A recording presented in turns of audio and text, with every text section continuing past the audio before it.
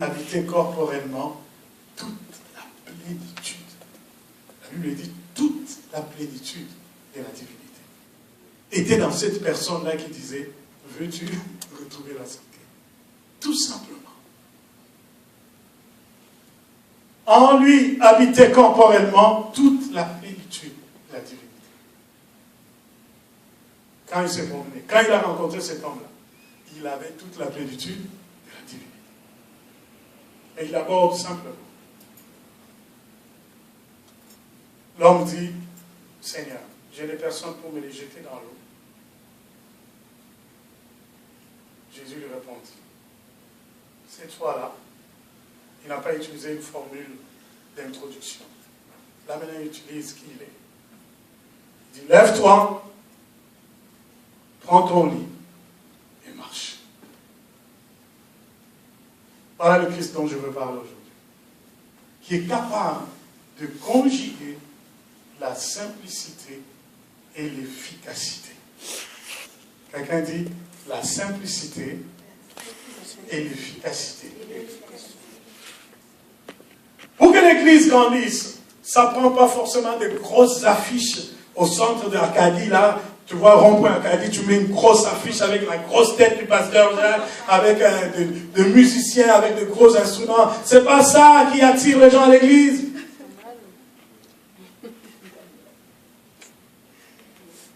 Ce qui attire les gens dans l'Église, c'est la puissance de Dieu. Pour que Jésus ose parler en impératif devant cet homme qui a fait 39 ans. Parce qu'avant que le Christ le parle, l'homme lui a expliqué sa situation. Il dit, Seigneur, ça fait 39 ans que je suis là. Lorsque l'ange descend, agite l'eau, il y a quelqu'un qui est plus rapide que moi, qui court, qui rentre dans l'eau. Mais moi, je ne peux pas y aller. Je n'ai personne qui pouvait m'aider. Jésus a pris le... Comment on appelle ça? A pris son pouls. Il a testé le problème. Il sait maintenant de quoi il s'agit. Il s'agit d'une situation qui a duré. De un.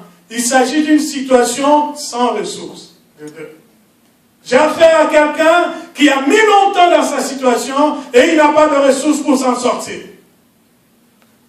Troisièmement, j'ai affaire à quelqu'un qui a une infirmité qui est considérée aussi comme une malédiction. Et même si les temps ont évolué, mais l'homme est resté l'homme. Il a toujours un préjugé par rapport aux infirmités.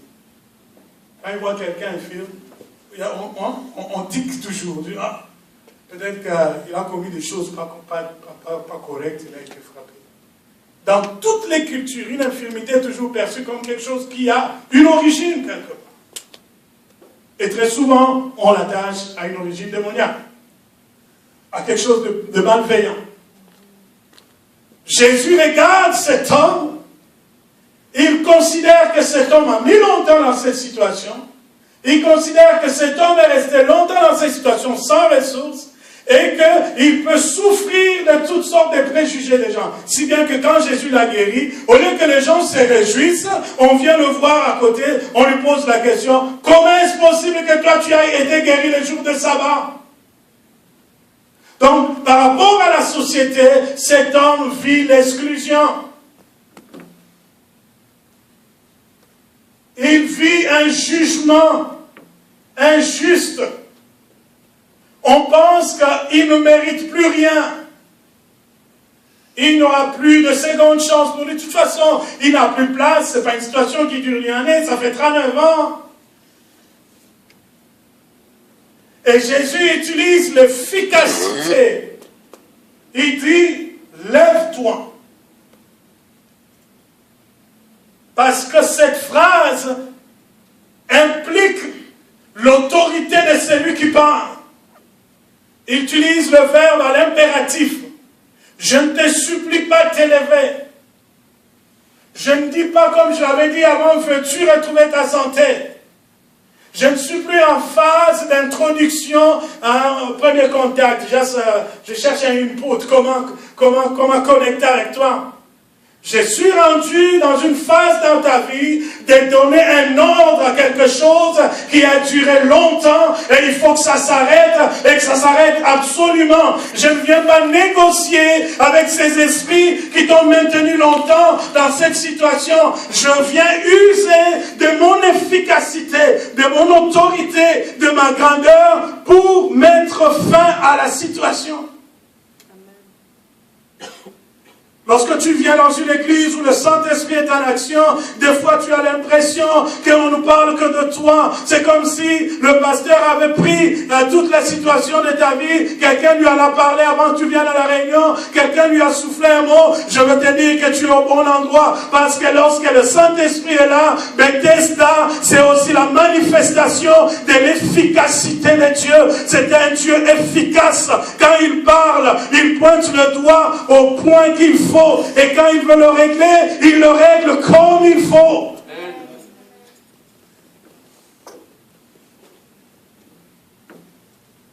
L'Esprit de Dieu.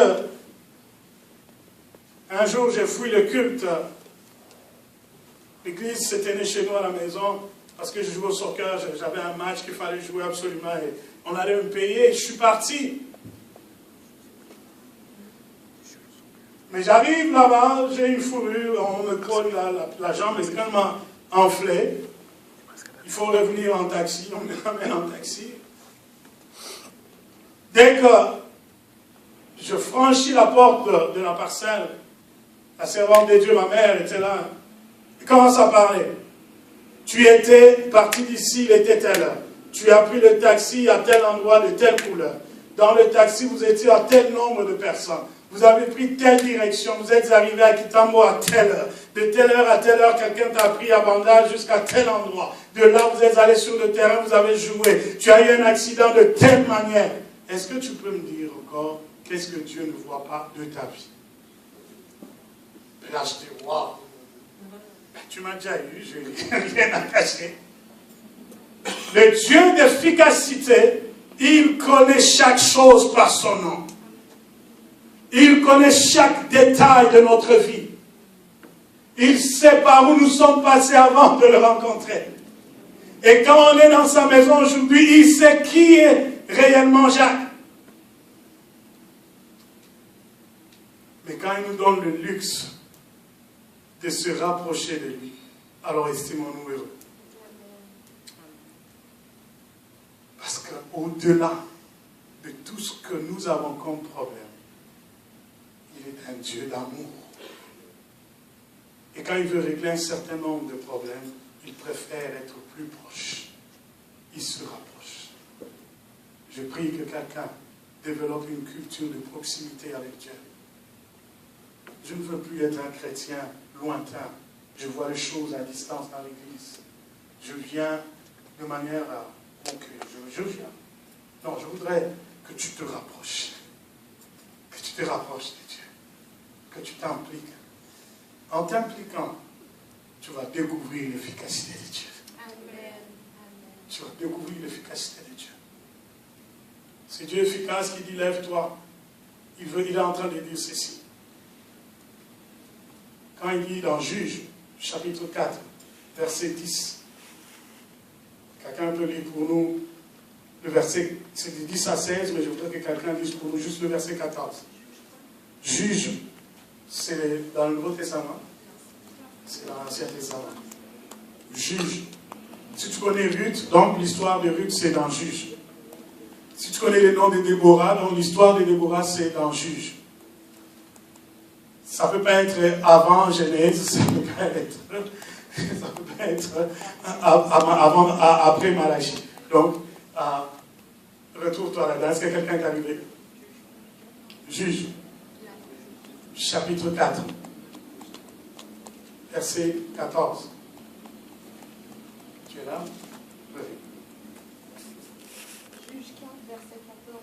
Alors Déborah dit à Barak, lève-toi, car voici le jour où l'Éternel livre Sisera entre tes mains. L'Éternel ne marche-t-il pas devant toi? Et Barak descendit du mont Tabor, ayant 10 000 hommes à sa suite. Voilà Dieu.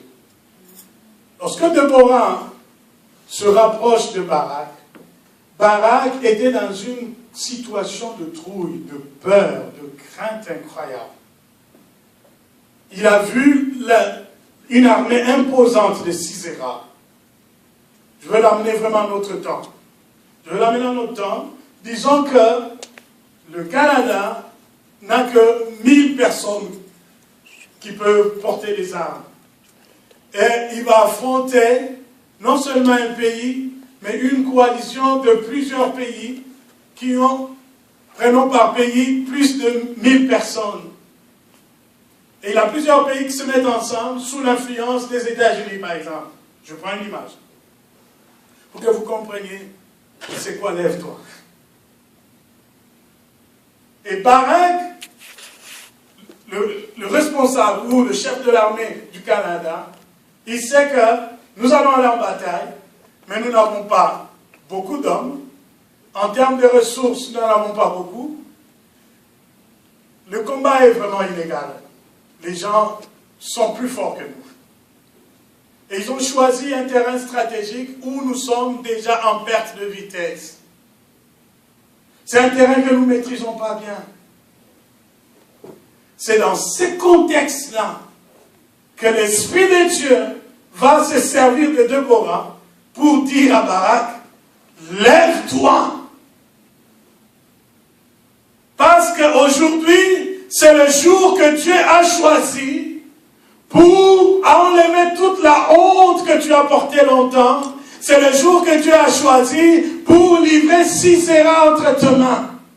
Il y a des choses qui se règlent dans le momentum. C'est maintenant.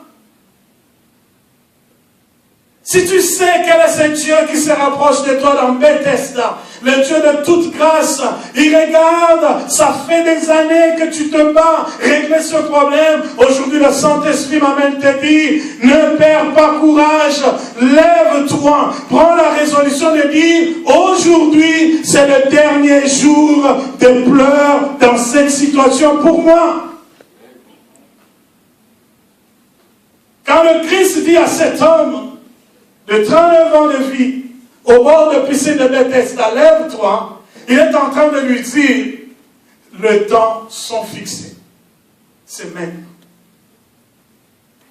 C'est à toi de te parer de ta nouvelle situation, de t'apparer de ta nouvelle situation maintenant.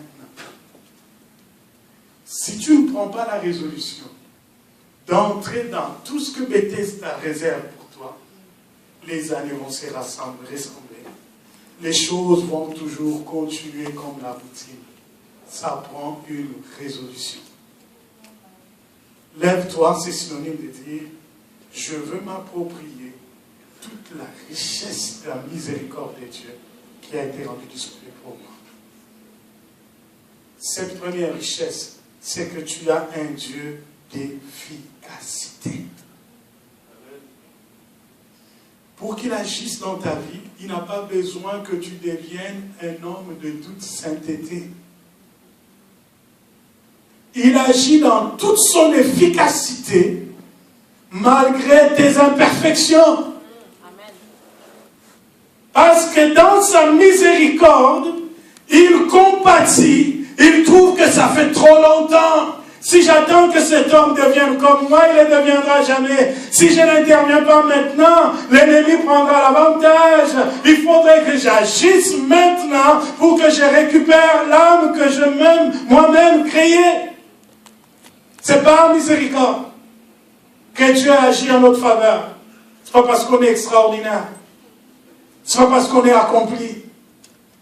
N'attends pas que tu sois parfait pour voir le miracle de Dieu dans ta vie. C'est comme ça que Zachée disait à Jésus, je suis un homme imparfait. Si j'ai pris quelque chose de quelqu'un, j'essaie de rembourser 4 fois. Oh Zachée, cela n'intéresse pas Jésus.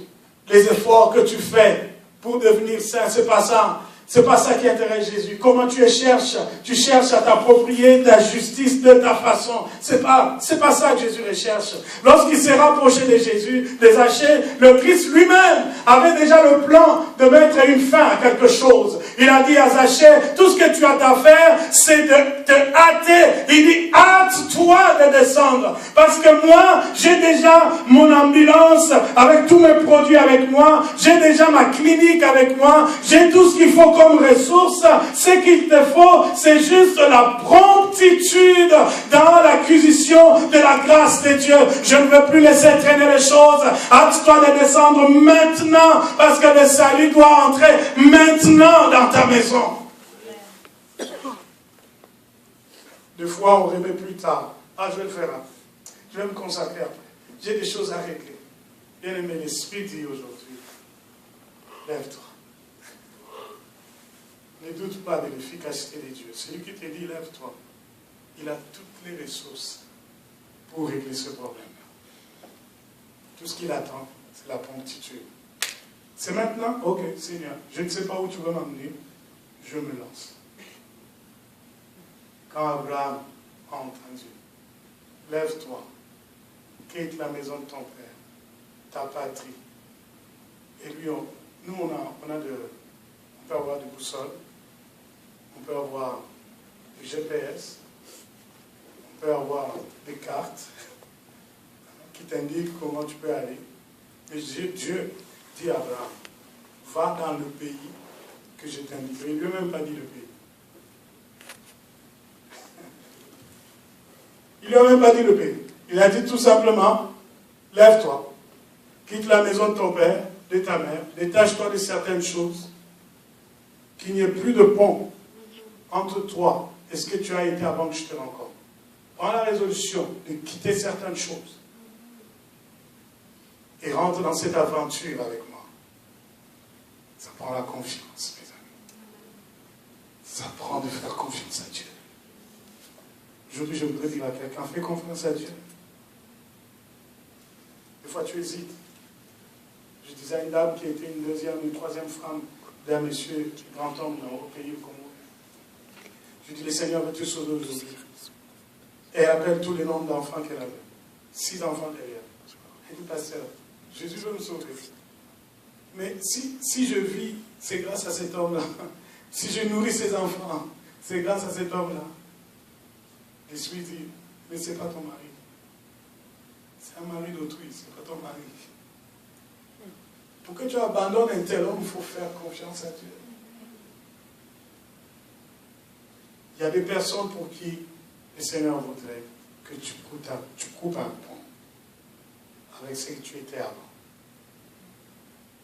Même si tu n'as aucune garantie humaine que ça marchera, je vais te garantir aujourd'hui, le Dieu de toute efficacité marchera avec toi. Marchera avec toi. Je vais finir ce message aujourd'hui en rappelant 2 principes. Il n'y a pas de marche si il n'y a pas au préalable, lève-toi. Pour que tu te mettes en marche, il faut que tu t'élèves. Il faut que tu t'élèves. Les chrétiens prient, Seigneur, je veux de grandes choses. Je veux aller de gloire en gloire. Il n'y aura pas de gloire en gloire s'il n'y a pas de résolution de se lever maintenant. Église, mission ta demain. Lève-toi. Prends ton lit et marche. Vous voulez la multiplication? Lève-toi. Prends ton lit et marche. Crois en Dieu. Marcher, c'est aller dans une direction, avec confiance. Même si on ne connaît pas la direction. Il a dit marche, je commence à marcher. Et le reste, Dieu s'en occupera. Jésus dit,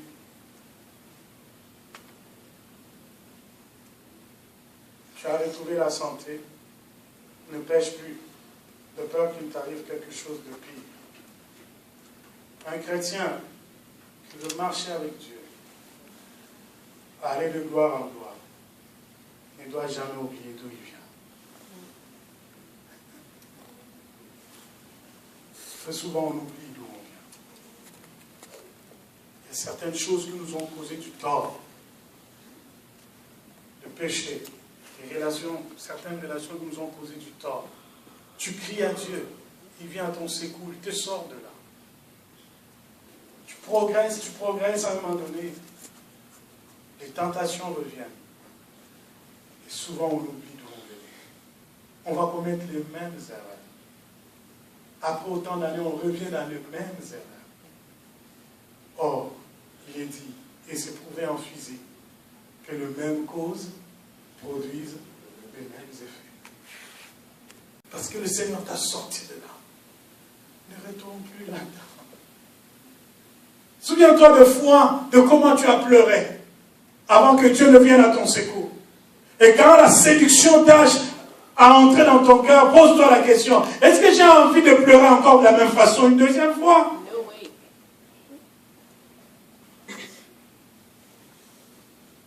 Le Dieu d'efficacité, il est capable de faire des grandes choses pour nous. Mais c'est un Dieu qui avertit aussi. Je suis capable de te sortir de toutes sortes de situations. Mais à quoi bon que je te délivre aujourd'hui pour que le lendemain tu retombes dans la même chose et que tu cries encore vers moi? C'est vrai que Dieu ne se fatigue pas, il n'a pas le temps d'aller somnoler, c'est pas un Dieu qui connaît l'usure, mais à un moment donné, c'est vraiment pas à ton avantage que quand le Seigneur vient à ton secours, que tu ne tires pas des leçons. Je vais dire à quelqu'un, Bethesda, c'est vrai, c'est la révélation de la miséricorde de Dieu, mais la miséricorde de Dieu, c'est aussi une pédagogie, c'est une école, on apprend de nos erreurs, on apprend de ce qu'on a connu avant, on apprend que, oh non, quand je traîne avec telle chose, c'est à ma destruction que ça va. Quand le Seigneur est venu à mon secours, il ne voulait pas que je continue là-dedans. Donc, j'ai pris ma décision, je prends mon lit, je m'en vais. Plus de contact avec ces lieux de pleurs, c'est fini pour moi. Jésus pouvait juste lui dire, lève-toi et marche. Mais pourquoi il lui demande de prendre le lit? Ne laisse rien derrière toi qui te racontera toujours à ces lieux de malheur. Finis ce temps, passe à autre chose. Dans la vie, mes frères, il y a des journaux qu'il faut déchirer. Il y a des pages qu'il faut tourner. Il y a des livres qu'il faut ranger complètement. C'est fini, je passe à autre chose.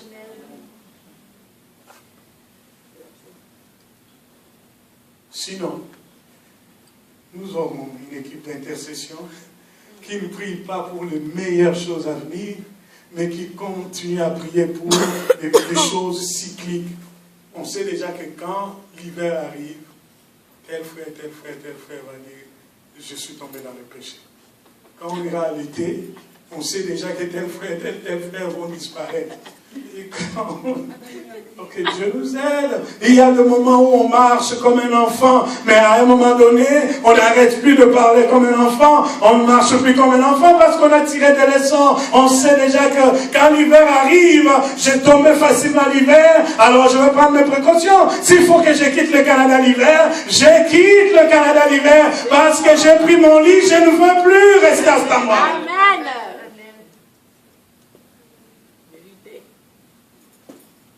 Le but de mon message aujourd'hui, c'était de nous dire, après le chapitre 5 ici de Jean, le chapitre 6 commence avec de merveilleuses choses. Avant que j'aille dans les merveilleuses choses du chapitre 6, il faut que quelqu'un prenne la résolution et dise non, je ne veux pas prendre la grâce de Dieu en main.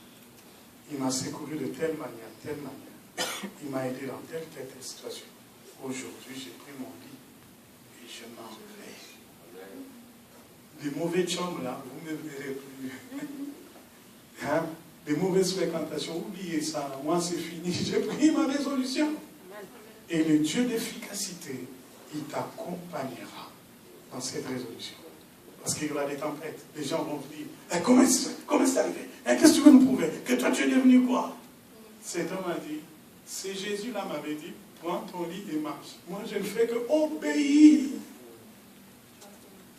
Je ne fais qu'obéir. Oh, mais qu'est-ce que tu crois? Est-ce que c'est toi qui as commencé à prier dans cette famille, la première personne, pour qu'on ne fasse plus rien, on ne sait plus parler, on ne sait plus rien faire? Faites ce que vous voulez. Mais moi, j'obéis à ce que le maître m'avait dit. Il m'avait dit, pour telle situation, change. Je change. Vous voulez continuer. Mais moi, le maître m'avait dit, prends telle direction. Amen. Je finis par ceci, on va prier. À un endroit il y a des débats. Hein, il y a des débats. Et bon, je respecte la position des gens. Il y a des débats. Est-ce qu'un chrétien peut prendre l'alcool ou pas? Est-ce que même les pasteurs commencent à discuter là-dessus, prennent beaucoup de temps? Mais quand même, on peut prendre un peu de vin. Moi, je dis, tout dépend de ce que vous avez entendu de Dieu. À part le texte qui est écrit, le Dieu d'efficacité parle. Il y a des gens qui ont reçu des directives précises. Amen. Sur leur propre vie. Alléluia. Bien-aimés, ne faites pas les choses parce que tout le monde le fait. Amen. Le maître avait dit, lève-toi, prends ton lit et marche. Je ne fais que ça, c'est tout.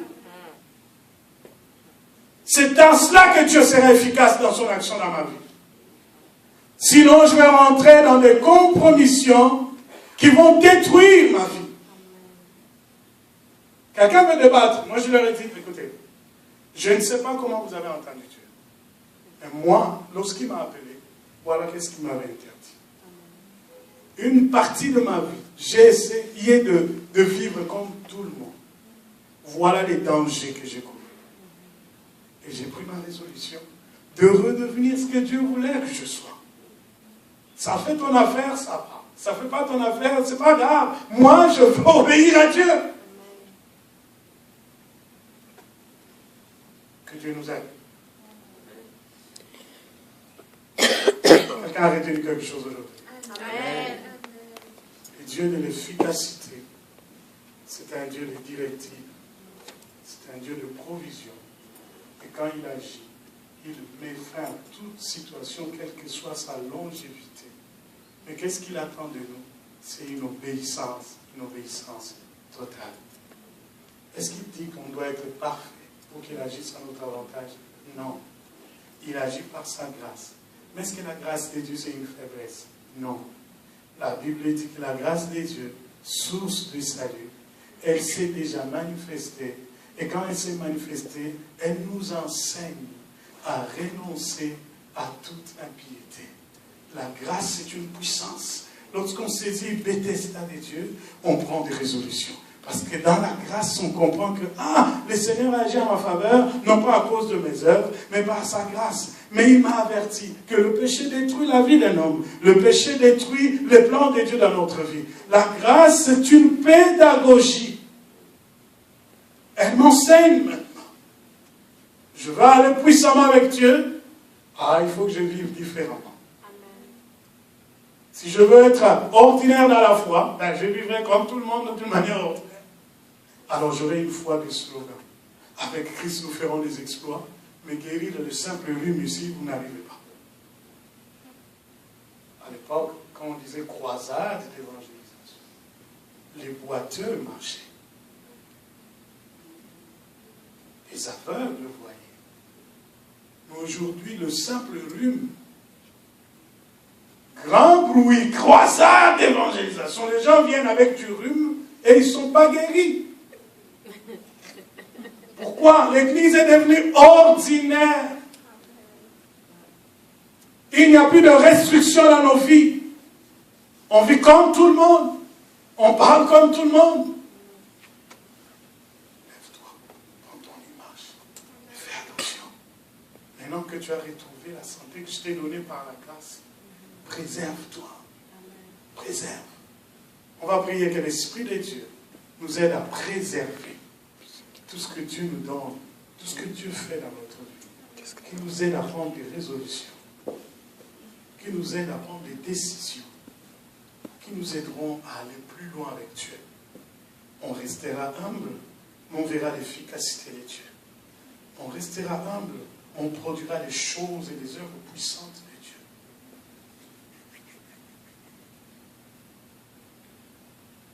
Librement, on va commencer à prier alors que les musiciens vont chanter pour nous. Je lève mes mains, je donne ma vie comme une offrande devant toi.